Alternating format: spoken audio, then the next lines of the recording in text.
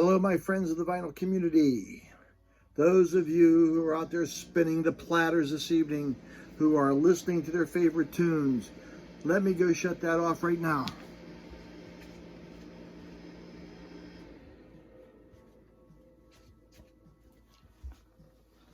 That was just a commercial.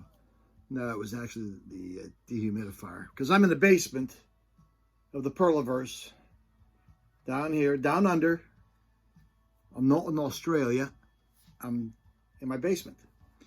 And this video is in response to the Vinyl Guru. To no, it's at the end. No, wait. To the Vinyl Guru. She has a little bit of a contest called the 5 Cinque in Italiano, 5 album contest. And it's very, very simple. Give 5 albums that you would recommend to anybody. 5.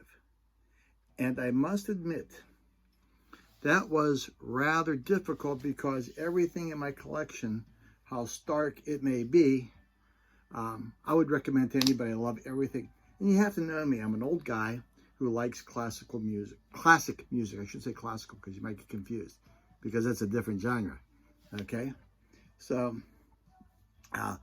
we're going to go with 5 albums that mean something to me as I was getting to the gray beard days when I was young and my hair would flow in the wind, when it would wave.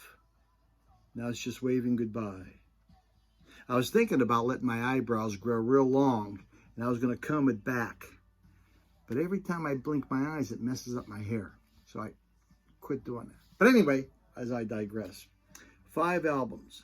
Little story with each one of them, not long. When I was in college, my first year of college, I had a buddy by the name of John. I won't give you any more information other than that. He had a 56 Chevy 2-door, 327 cubic inch engine, 4-barrel, 4 on the floor. The engine came out of an old Corvette. That baby would howl. It would run. It would race. It was dynamite. And I can remember hanging out with him and us just touring, just running around. We would drive to school. He would pick me up in the mornings. And that back then I was a smoker. We'd smoke our cigarettes, have coffee in the morning. Then we would head on out. And in his 8-track player, he had this 8-track playing. I have the album now. Johnny Rivers, okay? L.A. Reggae, okay? You can see that there. 1972. 1972, I did a lot of things in 1972. But this was blaring on his 8-track as we would just race across the countryside in that 56 Chevrolet.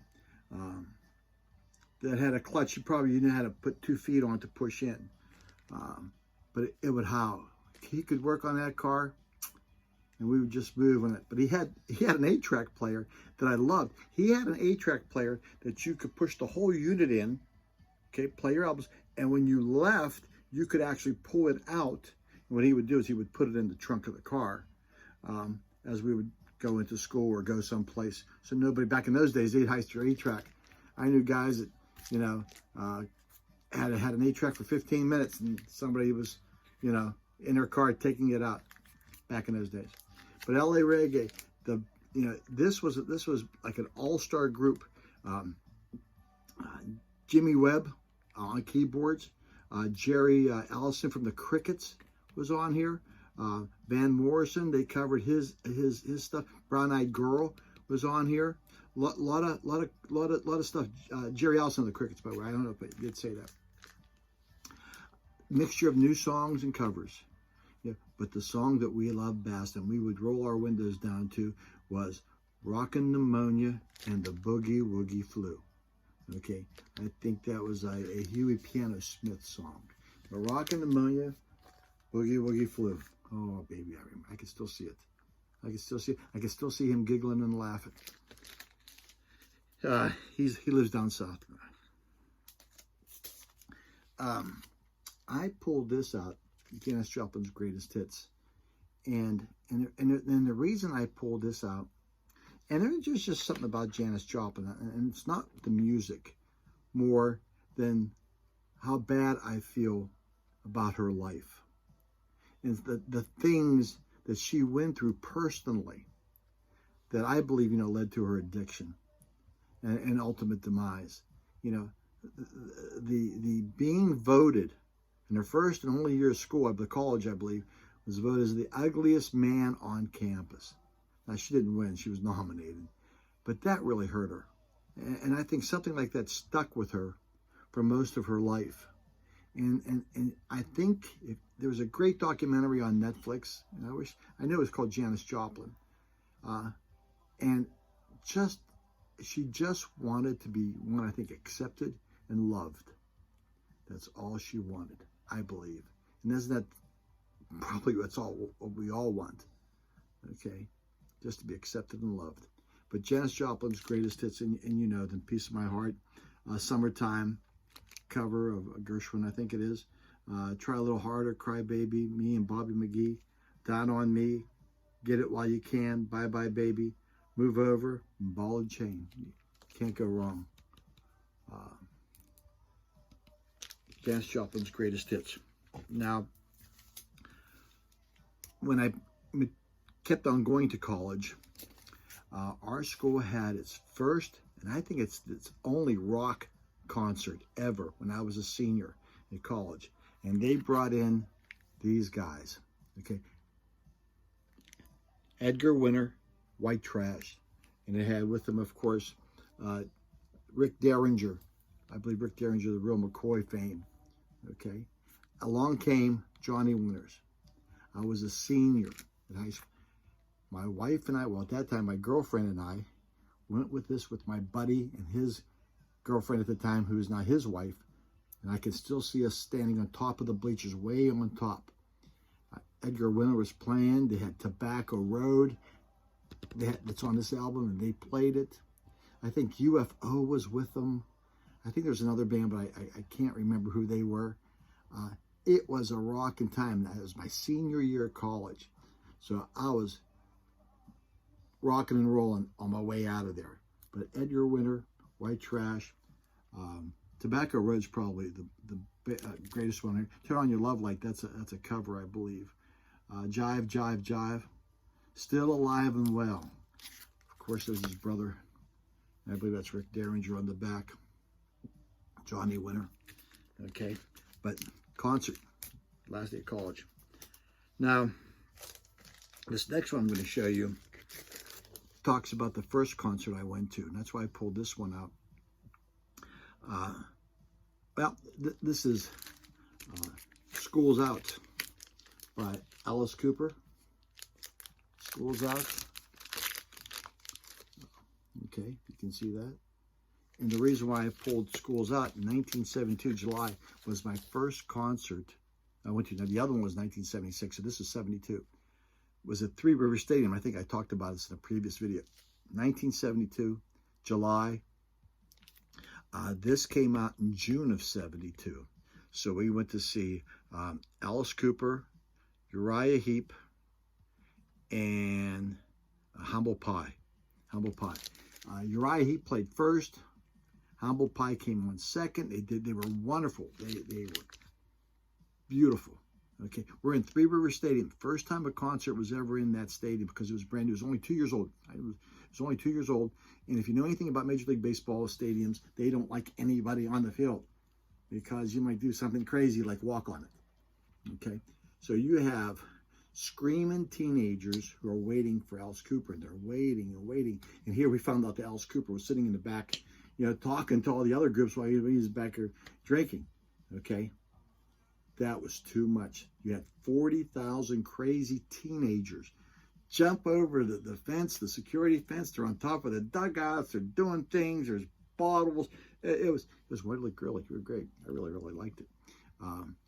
He comes out, does a beautiful set. The last song is School's Out. The last song he played is School's Out. And I think, like I said in my other video, they did some stunts on stage. He hung himself on stage, Alice Cooper. Okay, 1972, my wife and I were there. My future brother, she was my girlfriend, her brother, my future brother-in-law, and his future wife.